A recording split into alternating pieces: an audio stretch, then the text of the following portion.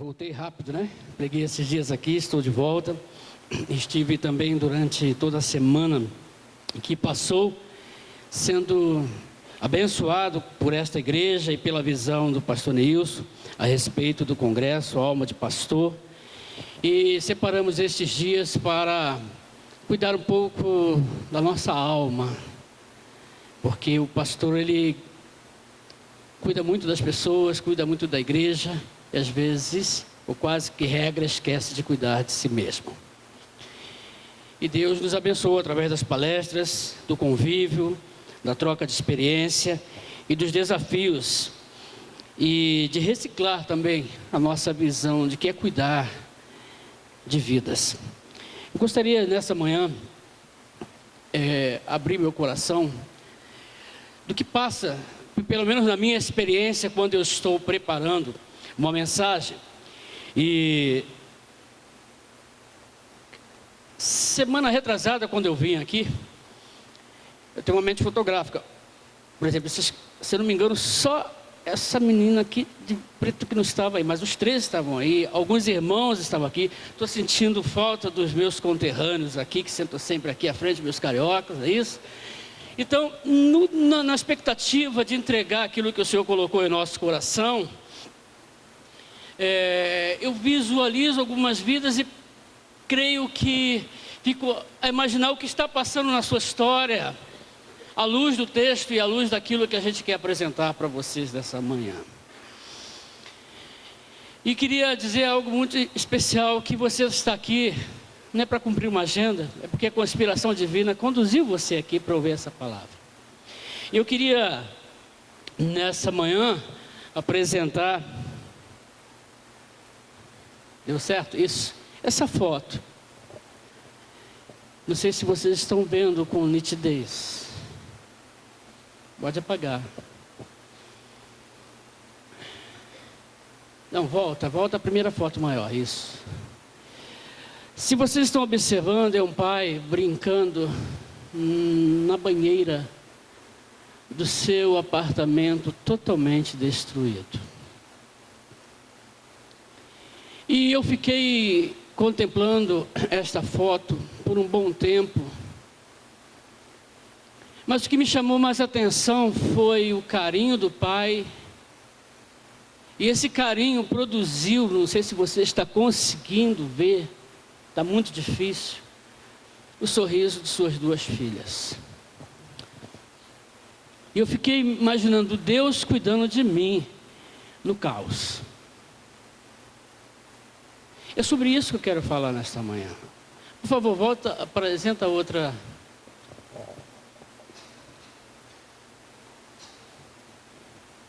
Isso. E olha o que uma das meninas colocou na sua página, no seu perfil do Facebook. Papai continua fazendo coisas divertidas. Apesar de quê, irmãos? Das circunstâncias. Esse é meu Deus. Não sei se é o seu. Esse é o Deus que eu tenho percebido nos últimos 365 dias da minha vida. Apesar das circunstâncias, Ele faz coisas surpreendentes. Apesar das decepções, da escassez, a mesa está farta. Apesar da dor que os problemas externos produzem, dentro de mim existe uma alma jubilosa e alegre, porque tem um Deus que cuida de nós. Eu convido você a abrir a sua Bíblia. Olha como é que Deus tem conspirado a favor da sua vida nesta manhã.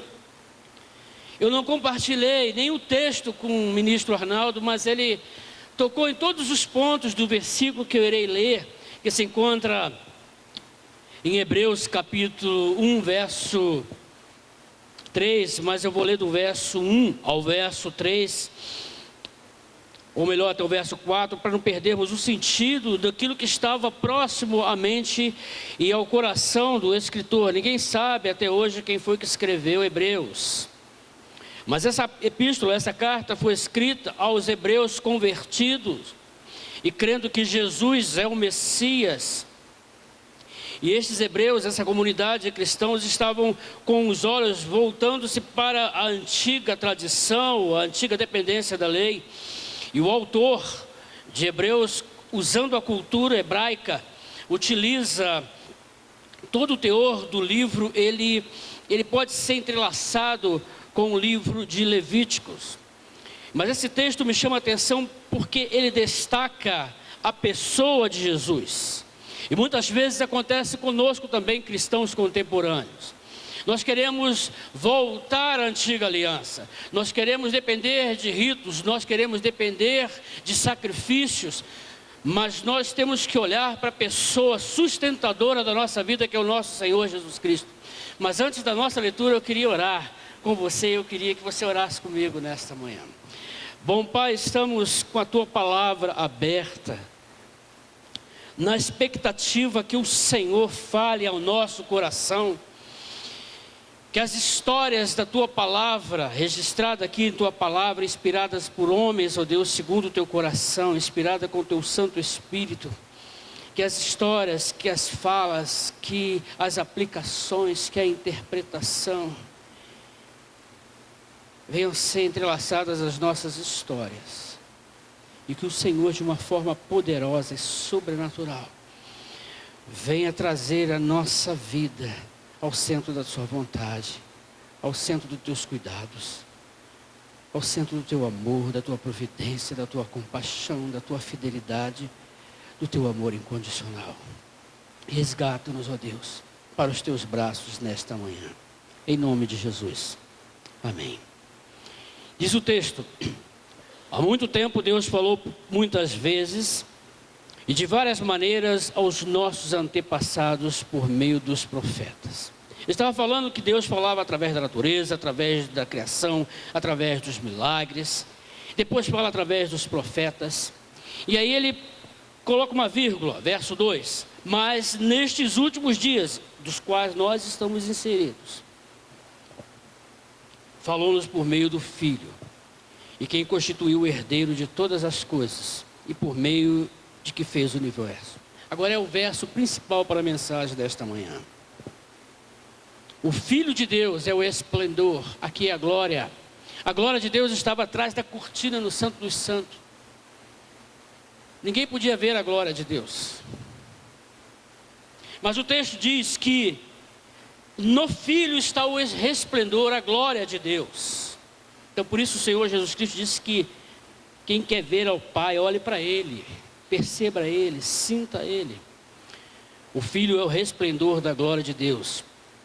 E diz aqui, é a expressão exata do ser de Deus. A palavra expressão, ela é do grego que produziu a palavra caráter, que quer dizer carimbo, ou seja, vocês conhecem carimbo? O carimbo, ele registra realmente o que está ali, naquelas letras, e o que originou a palavra caráter. Jesus é o caráter de Deus, o Filho é o esplendor da glória de Deus, é a expressão exata do ser de Deus. E o que Ele faz? Sustentando todas as coisas por meio da Sua palavra poderosa. Eu quero meditar nesta manhã, à luz do texto que acabamos de ler, sobre sustentados pela graça de Jesus, o Filho de Deus. E o texto está aí. Volta um pouquinho, irmãos. Não sei se os irmãos podem me ajudar. Isso. Isso, tá ok. Vou deixar estampada essa tela para você voltar sempre a esse texto. Mas eu quero entrelaçar esse texto, depois da rápida interpretação do mesmo, do verso 3, sobre a história de Ruth. Os irmãos conhecem a história de Ruth. Houve uma fome muito grande em Belém de Judá. E essa mulher, Noemi, saiu com seu esposo Elimeleque, que significa Deus é o seu rei. Sai junto com esse marido, seus 2 filhos, para as terras de Moabe. Um dos seus filhos chamava Amalom, que significa doente, fraco. O outro, Quilion, que significa definhado, ou decaído. E essa mulher sai com a mochila, com a mala, pensando assim: eu vou para uma terra onde tem pão, tem água, tem prosperidade. Quem sabe ali meus filhos irão encontrar uma mulher, porque naquele contexto houve uma guerra muito grande e os jovens homens morreram nesta guerra. E quem sabe ela pensava: meus filhos vão encontrar esposas. E ali acontece, e ali eles se casam. Uma delas é Ruth. E aí passam 10 anos de projeto e esses filhos morre o marido e fica Noemi, líder de uma comunidade de viúvas. E os irmãos conhecem a história ao findar. Ao terminar essa história, segundo a poesia hebraica, 71 versos, conta a tragédia inicial de Noemi, Ruth e sua família. E ao findar, no capítulo 4, precisamente, 71 versos, 71 palavras em hebraico, mostra que Deus cuidou dessa família. E Ruth casa com um homem que a resgata, aplicando a lei do levirato.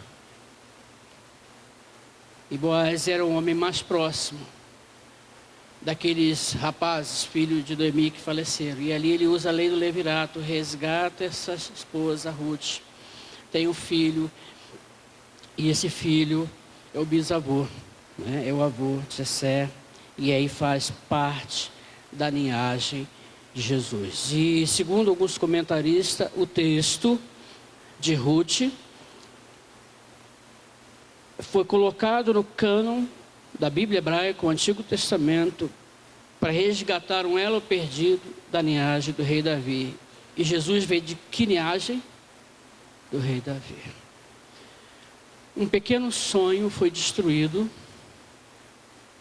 Qual era o sonho dessa matriarca? Dar pão para os seus filhos, proporcionar uma família para os seus filhos, viver com seu marido até os seus últimos dias. Mas ela ficou viúva, levou o seu esposo para o sepultamento. Logo em seguida, leva os seus filhos para o sepultamento. Não quero experimentar essa fatalidade de sepultar um filho. Oro a Deus todos os dias por isso. Eu quero que meus filhos me sepultem e coloquem só uma homenagem. Muito obrigado, papai, mais nada. O que essa história tem a ver com a sua vida e com a minha vida? Que ser dependente de Jesus Cristo, ser dependente de Deus, não nos isenta da tragédia do inesperado. Que ser filho de Deus não significa que tudo vai dar certo.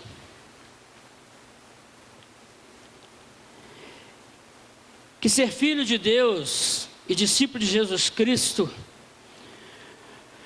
não significa que vamos, como diz lá no interior, ficar com o burro na sombra.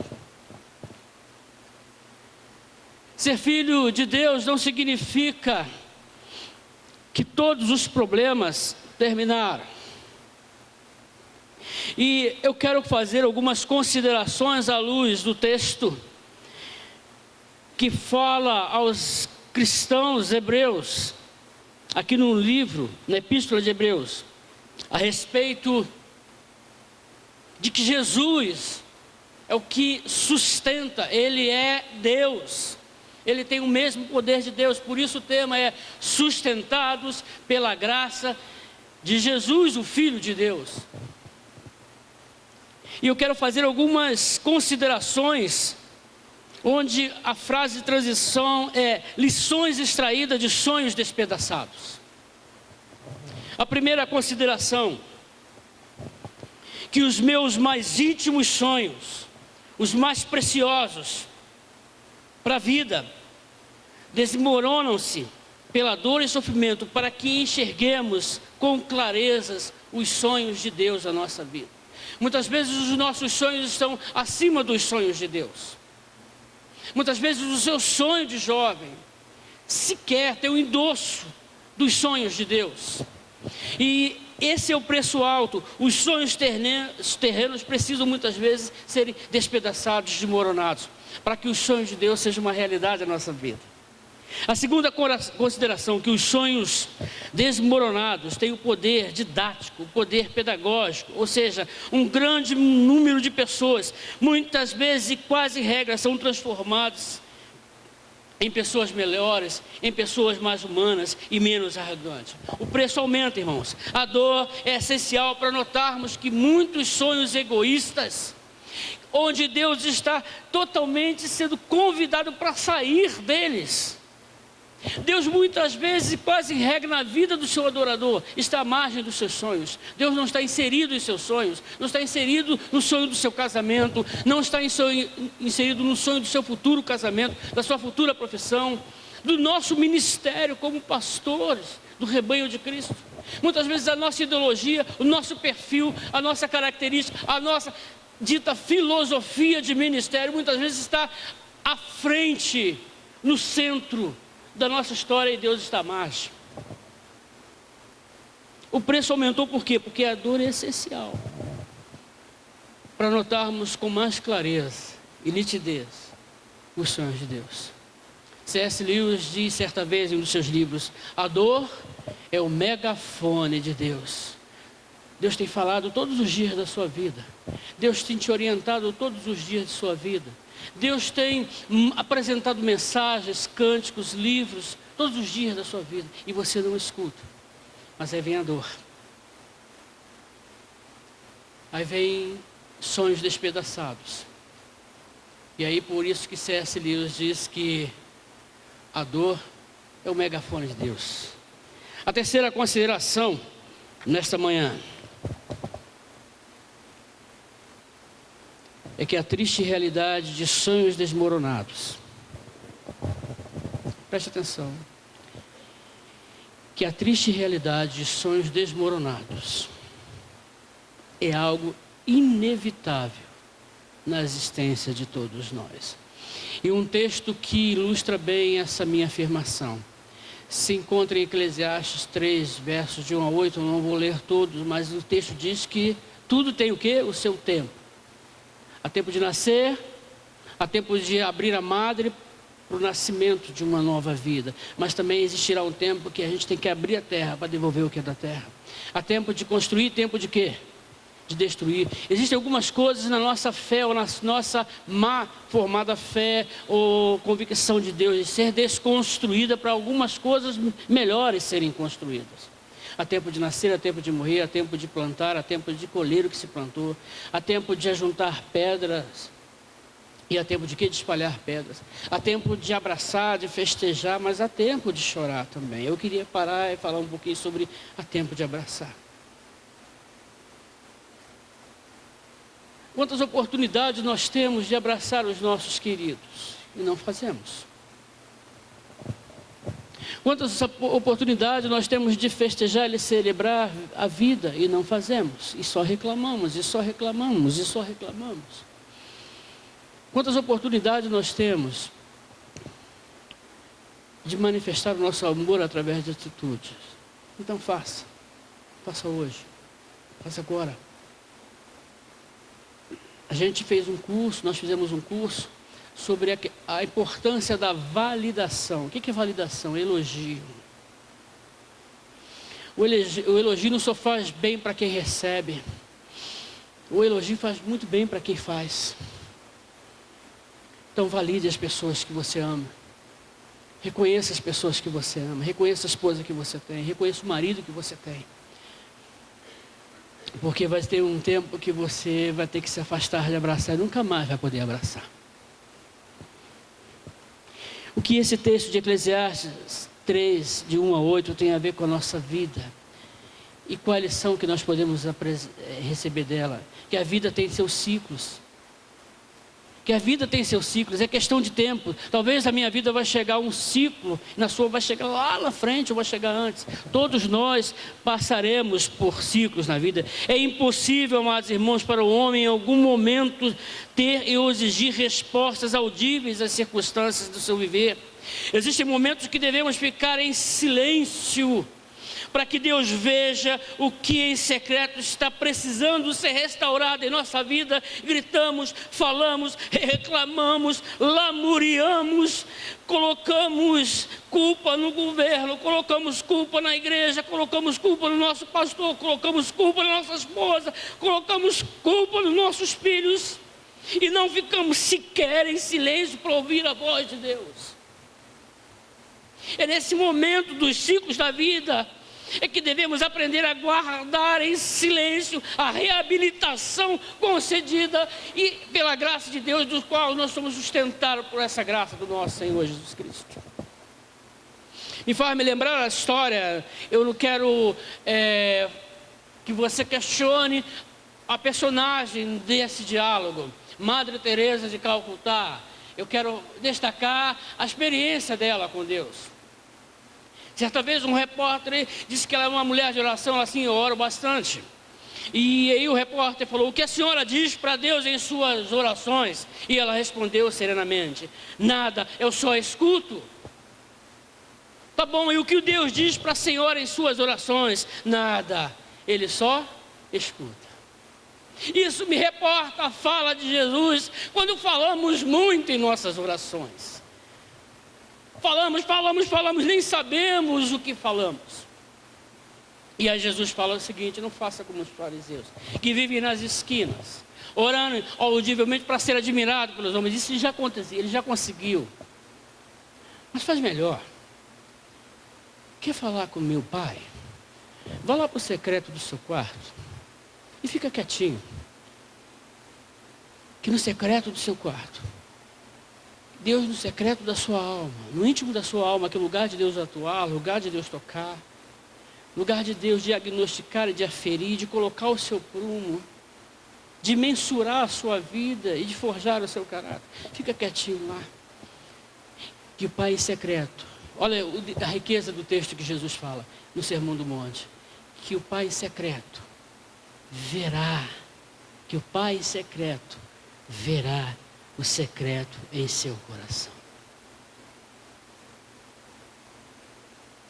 Nosso Deus é um Deus que não obriga ninguém a se relacionar com Ele. Isso é o amor verdadeiro. Eu não posso obrigar a minha esposa, que vamos completar 22 anos de casada, a me amar. Ela tem que me amar porque ela tem que decidir me amar, como eu sou.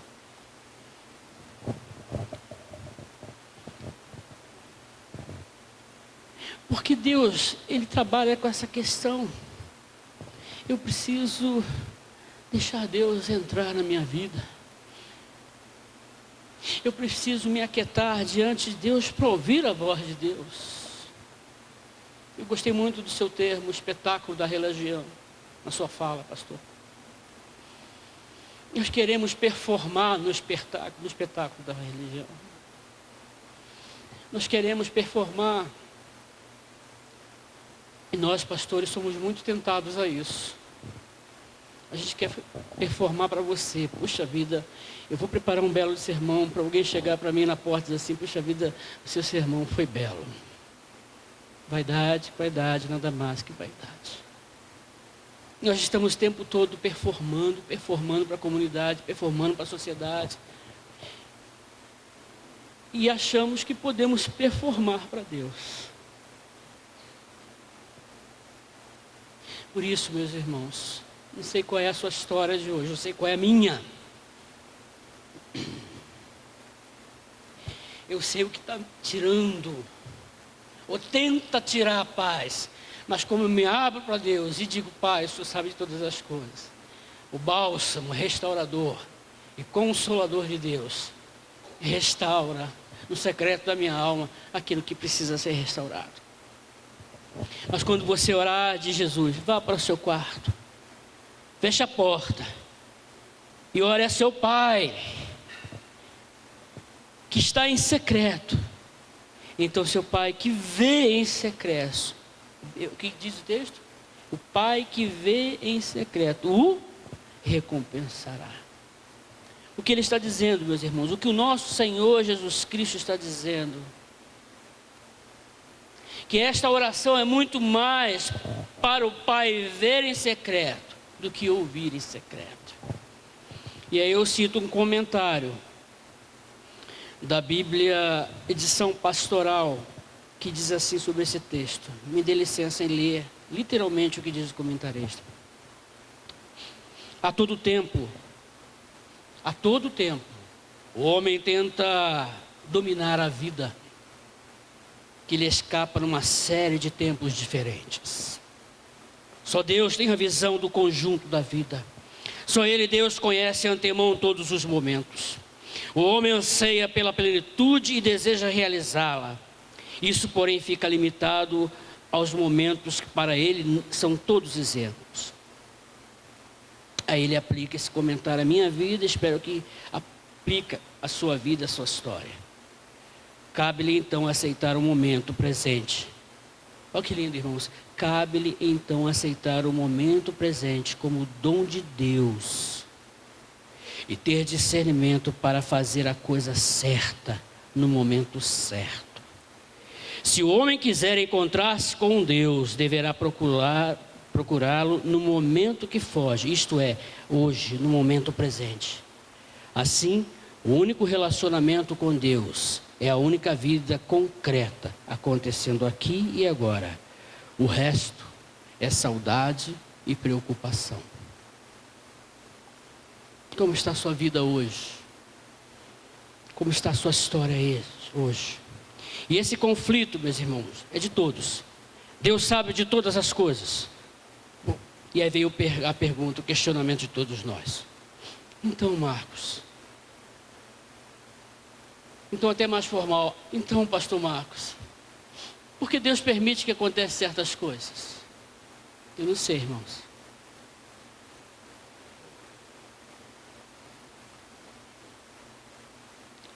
Por que acontecem fatalidades irreparáveis nesta vida? Não sei, irmãos.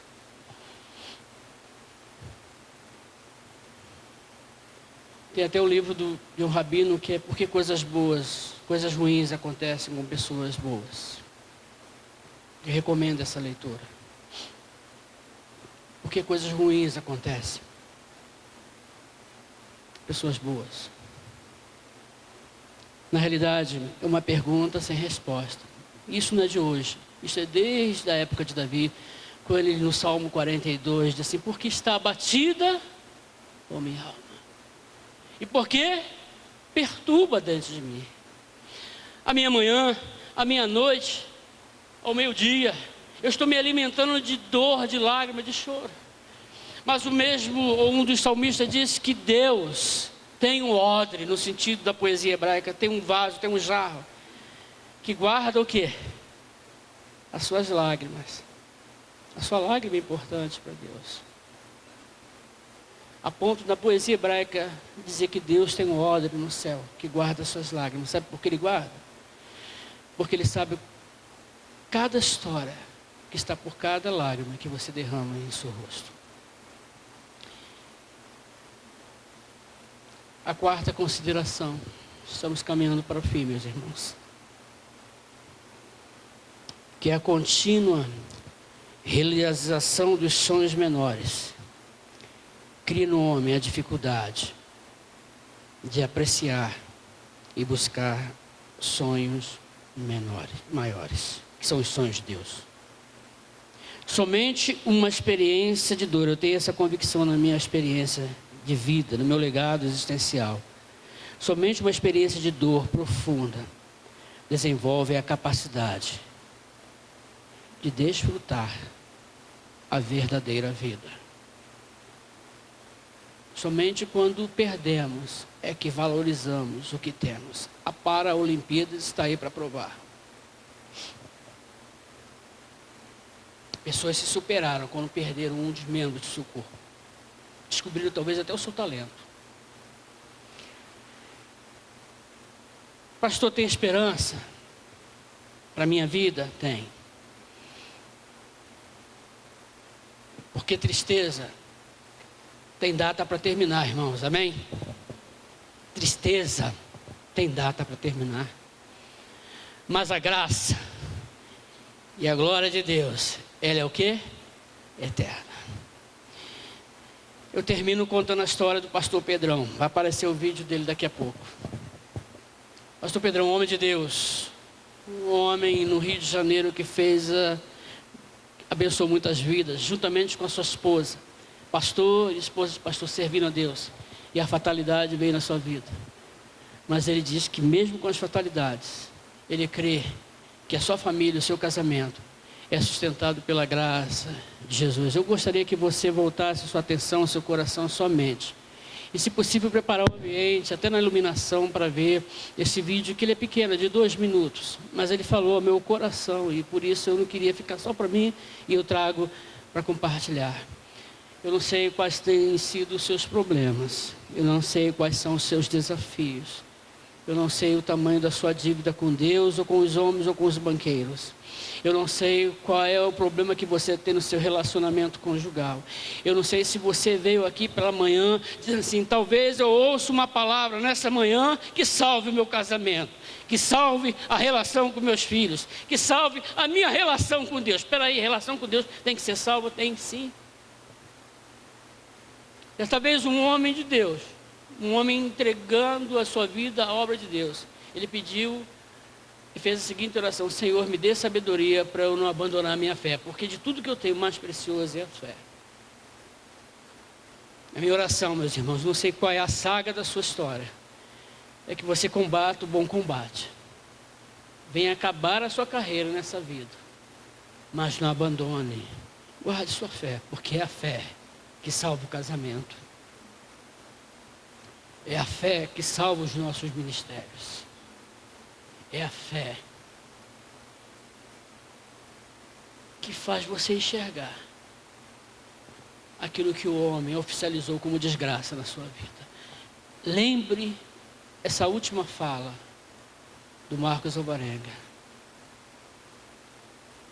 Lembre-se. A fé, ela é a coisa mais preciosa que nós temos nessa vida. É com ela que sustentamos as nossas convicções. Fé em quem? Em Deus. Fé na graça de Jesus Cristo que sustenta a nossa vida. Solta o vídeo, por favor.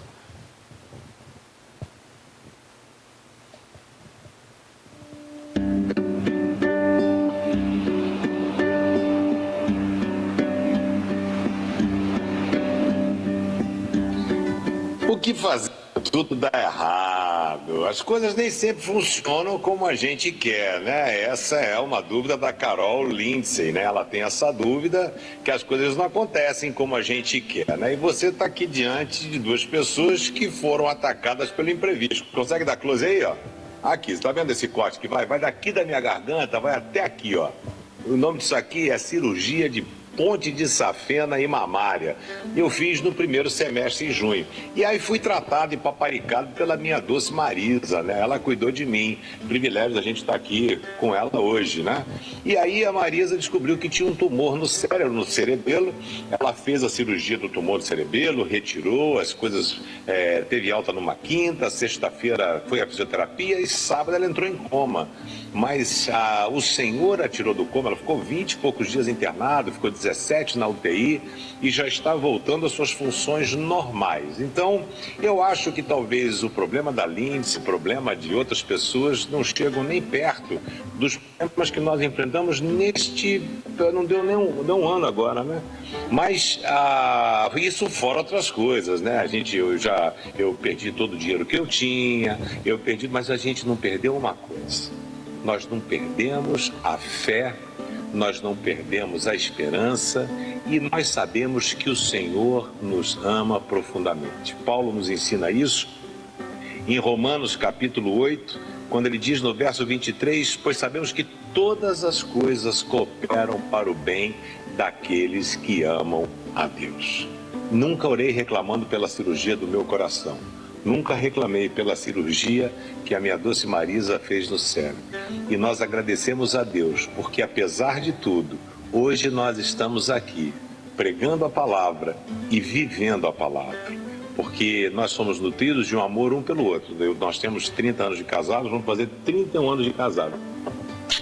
E ela é o amor da minha vida. Então, não tem problema quando a gente está com Jesus. Isso dá tudo. Porque em Cristo Jesus nós somos mais vencedores do que vencedores. Eu te amo, amor. Amém.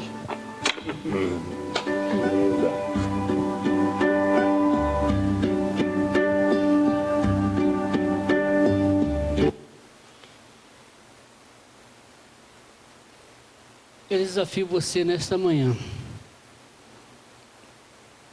integralmente, entregar a sua história à graça de Jesus que nos sustenta, porque Ele é a representação mais clara da graça do nosso Senhor. Eu convido você, se você, uma atitude no gesto simbólico, precisa dessa graça, que fique em pé e coloque a mão no seu coração, simbolizando assim para Deus que o seu coração e mente estão integralmente sendo colocadas no altar de adoração do Deus que você está servindo e adorando nesta manhã. E durante esse momento, nós iremos cantar o hino 262, Deixa o Salvador te ajudar. Depois deste cântico, nós iremos orar pela sua vida.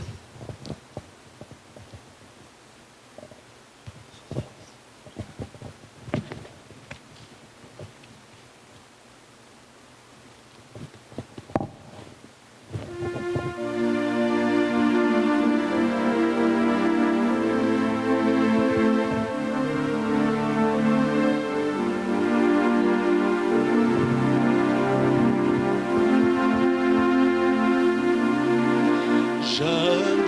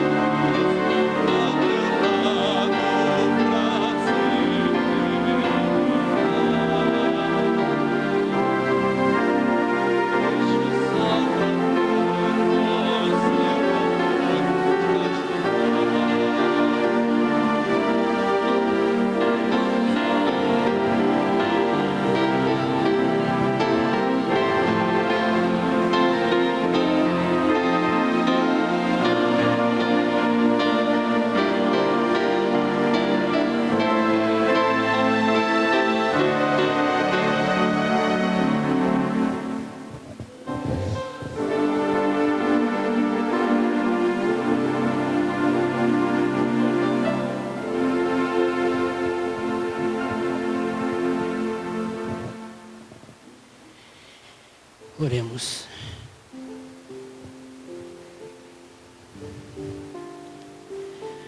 Meu Pai, como somos fracos, Senhor. Como a nossa fé é pequena diante de grandes problemas que enfrentamos. Eu não sei o que está por trás de cada história, de cada nome aqui nessa manhã.